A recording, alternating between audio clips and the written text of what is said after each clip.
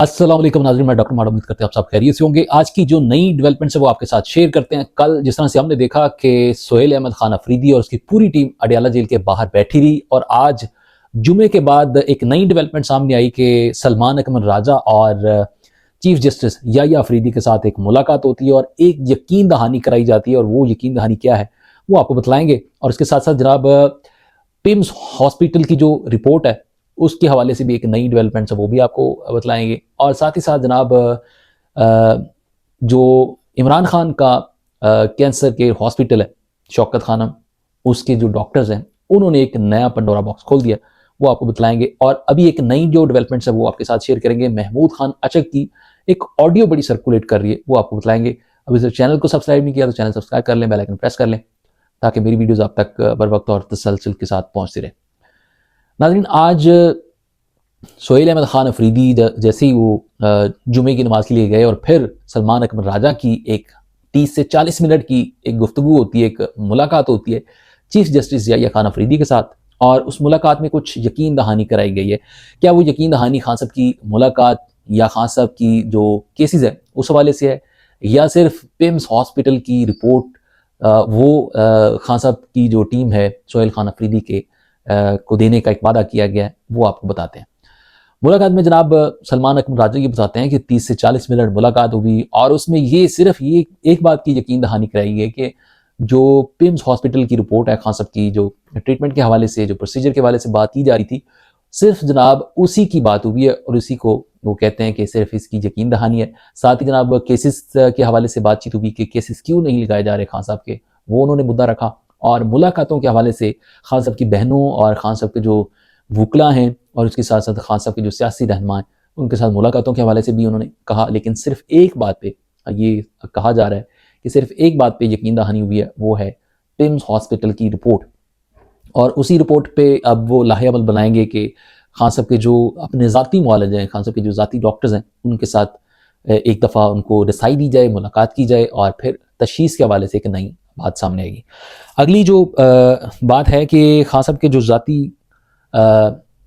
Doctor हैं, जो Shaukat Khan hospital के चीफ मेडिकल ऑफिसर जनाब आसिम साहब, उन्होंने एक नई बात कर दी है कि जो खान साहब की आंखों की जो बीमारी है, वो कहते हैं कि इसके पीछे कुछ और बीमारी होती है, हमें मुकम्मल तौर पर रसाई दी जाए। हमने खान साहब के जो मेडिकल के जो टेस्ट हैं वो करने हैं। और ये जो रिपोर्ट के हवाले से वो बात कर रहे हैं कि खान साहब की जो आंखों की बीमारी है, वो कहते हैं कि पिम्स हॉस्पिटल में इस तरह का कोई डॉक्टर ही नहीं कि जो इसका प्रोसीजर कर सके या इसका इलाज कर सके, इसकी ट्रीटमेंट कर सके। वो कहते हैं कि पिम्स हॉस्पिटल में लेके जाना और वहाँ पर खान साहब की जो अभी तक जो गुजरा, ये इस बात की तस्दीक कर चुके हैं कि खान साहब को पिम्स हॉस्पिटल लेके जाया गया और उनका उस हवाले से ट्रीटमेंट हुई। लेकिन शौकत खान हॉस्पिटल की डॉक्टर्स की टीम ये कह रही है कि हमें खान साहब तक रसाई दी जाए। पिम्स हॉस्पिटल में अभी तक ऐसा कोई डॉक्टर नहीं है जो इस बीमारी का, आँख की जो ये एक संगीन बीमारी है, वो कहते हैं कि इसके पीछे एक और बीमारी होती है जिसकी वजह से इस बीमारी तक पहुंचा जाता है। और इस हवाले से कुछ स्पेशल रिपोर्ट्स होती हैं, कुछ स्पेशल टेस्ट होंगे, वो करने होंगे और फिर जनाब इसकी मुकम्मल तशख़ीस हो सकती है।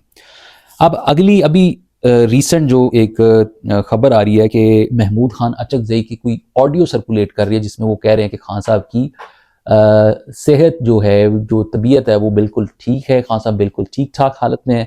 और 8 फ़ेब के हवाले से वो कहते हैं कि ये जो खबरें चलाई जा रही हैं 8 फ़ेब के हवाले से जो एहतजाज है उससे हटाना है। असल बात यह है कि खान साहब बिल्कुल ठीक ठाक हैं, उनको कोई सेहत के हवाले से कोई ज़्यादा मसला नहीं है। और ये 8 फ़ेब का जो एहतजाज है उस हवाले से इससे तवज्जो हटाने का एक बहाना बनाया जा रहा है। तो अब पता नहीं है महमूद खान अचकज़ई की सही ऑडियो है, ठीक दुरुस्त ऑडियो है, या ये फेक ऑडियो है, इस पर भी होगी बात। दूसरा ये कि सोहेल अहमद खान अफरीदी ने एक बार फिर ये कह दिया है कि अभी हमारी कबीना आज ये फैसला करेगी कि इस पे आगे हमने क्या लाहेअमल करना है। ना तो हमें मिलने दिया जा रहा है, ना हमें रिपोर्ट दी जा रही है, ना मुआलिज की डायरेक्ट जो खान साहब से मुलाकात करवाई जा रही है ताकि उनकी रिपोर्ट्स और उनकी जो बीमारी है उसकी मुकम्मल तौर पर तशख़ीस हो सके। और 8 फ़ेब के हवाले से उन्होंने ये कह दिया है कि जनाब 8 फ़ेब का हमारा फैसला बिल्कुल वही है, हम स्ट्रीट मूवमेंट के ज़रिए और 8 फ़ेब के हवाले से पूरे मुल्क में पहिया जाम हड़ताल करेंगे।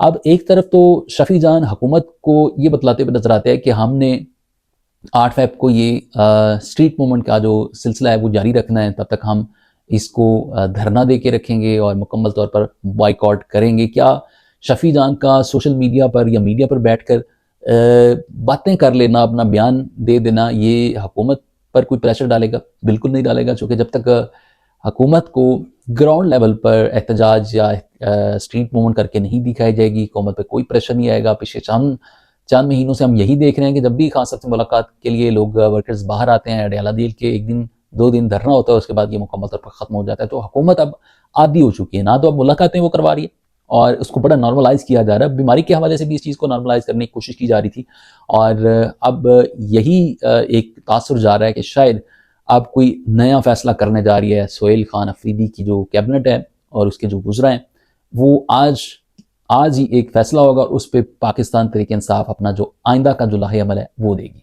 तो जनाब अभी की ये अपडेट्स थी और वो आप तक पहुँचाई। नई डेवलप जैसी ही शामिल होती हैं आप तक ज़रूर पहुँचाएंगे। चैनल को सब्सक्राइब कर लें, बेल आइकन प्रेस कर लें और अपना ढेर सारा ख्याल रखिएगा।